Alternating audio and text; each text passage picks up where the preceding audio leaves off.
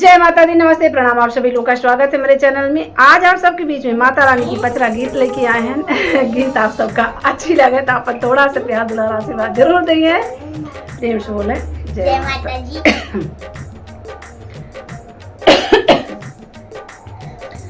गालिया की गालिया घूमेली शीतला मैया हो के कारे घरवाना हो के कारे घरवाना दिया ना जल सारी रतिया हो के कारे घरवाना दिया ना जल सारी रतिया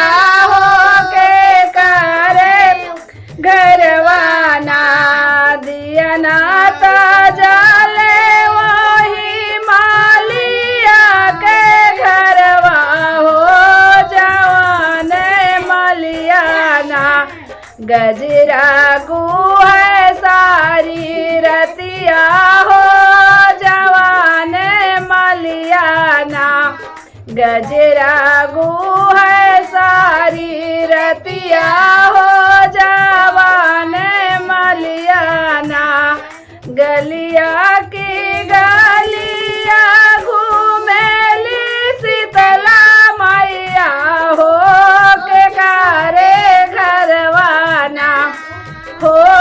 के कारे घरवाना दिया ना जल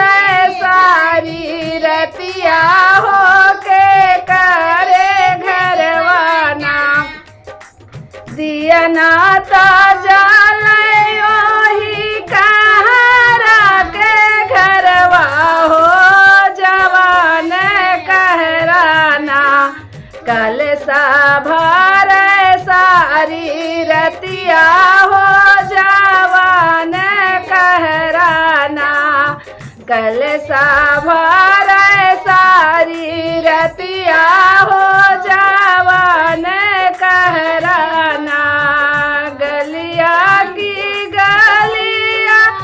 घूमेली शीतला मैया हो के करे घरवाना हो के करे घरवाना दिया ना जल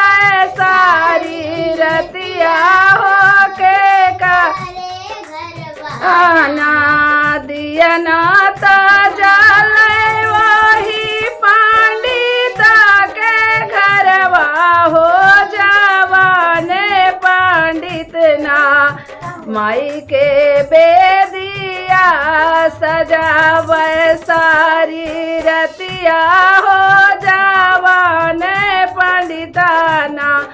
माई के बेदिया सजावत ओही हो पंडिताना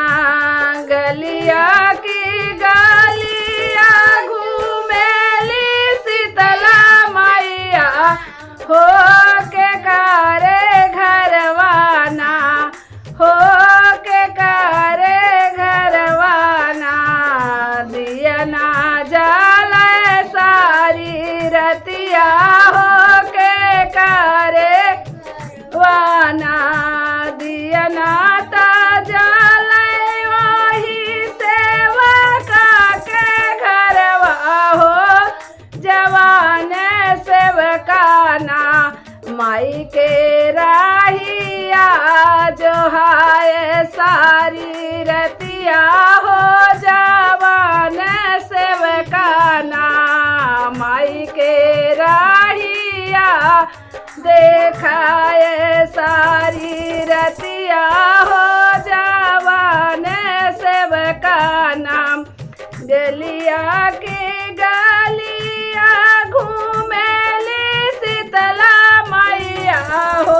के कारे घरवाना हो के कारे घरवाना दिया ना जा